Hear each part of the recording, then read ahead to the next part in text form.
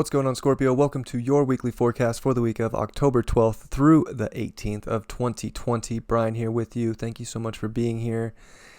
What a week. Mercury retrograde in your first house, opposing Uranus in your seventh house. We got a new moon in your 12th house, which is opposing Mars retrograde in your sixth, and T-squaring Saturn and Pluto in your third.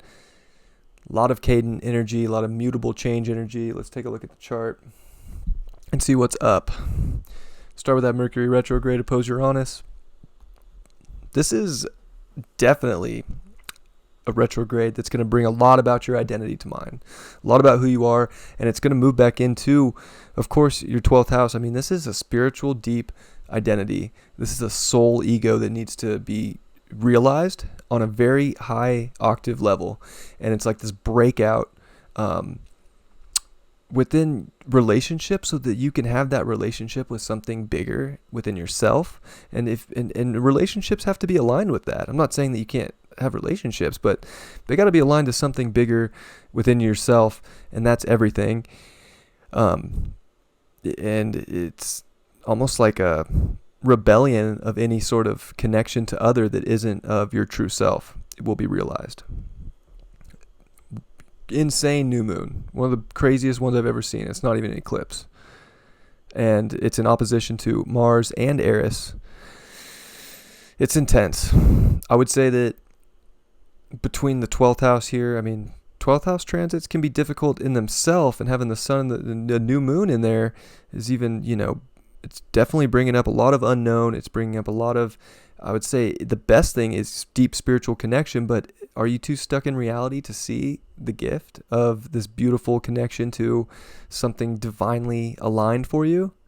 This is almost like Scorpios are getting a major spiritual upgrade. Of course, it is the T-square to Pluto and Saturn in your third house.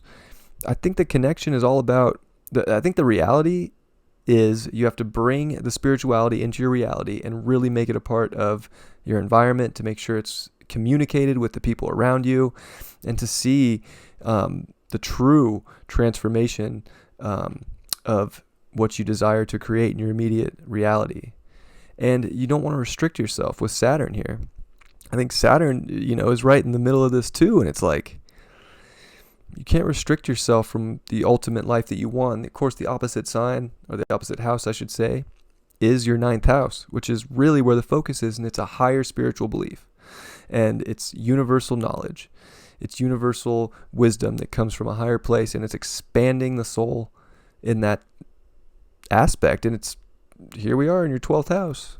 So, this is deep spiritual expansion on a whole nother level. But you have to be willing to make your reality and your environment, vibe with that, and the people, and to make sure that the people in your life are connected to that. To make sure that you are too, and that you realize that you have that power to move forward, to create what you truly desire from a higher place, and bring that into reality. I'm not saying get lost, of course, because we have Venus here who's going to sextile Mercury early in the week and make that nice aspect. This is about the people you connect with that bring you love, beauty, and harmony, and see the value in you, and you have to be able to recognize that. And of course, Venus is going to oppose Neptune. So I think you can get lost here by thinking that people are on, I would say, that same vibe, but it's like, are you just telling yourself that that person is giving you the ultimate love that you desire, or do they really, are the people and the connections in life really giving you the ultimate love? And if they are, you're going to know it. And I'm sorry, this cord is wigging out. Sorry. I'm so sorry, Scorpio. It should come back on now. Okay. We'll roll with that. It is that deep, it's like you could be delusional of what love really is. And it's that knowing of that spiritual love that's going to take you higher. And the North Node in your 8th house here is definitely trying to bring out some extreme deep truth of what your desires are.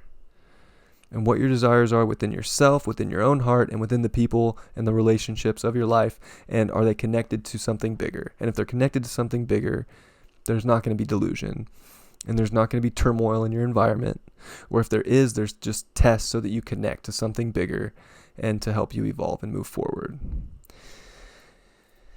It's a wild week and a wild new moon, and we're stepping into new times, and we have to embrace it and connect to something bigger. I think the consciousness is just absolutely rising, and there's so much strife and disharmony in not connecting with that, or just even not connecting with the beauty and the love.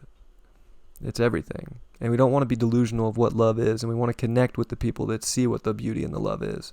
And that's everything. Card for you is the King of Pentacles. If you align yourself with love, you're going to build the environment that is everything you've ever desired, that you already know you want. You're going to make it there, but it's a connection to something bigger that's going to get you there. It's not just a connection to the consensus of what reality is. You have to break away.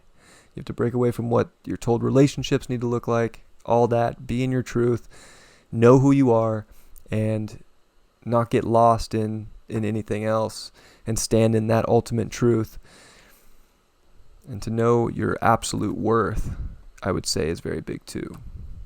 I love you very much, Scorpio. I'll catch you next time. Peace.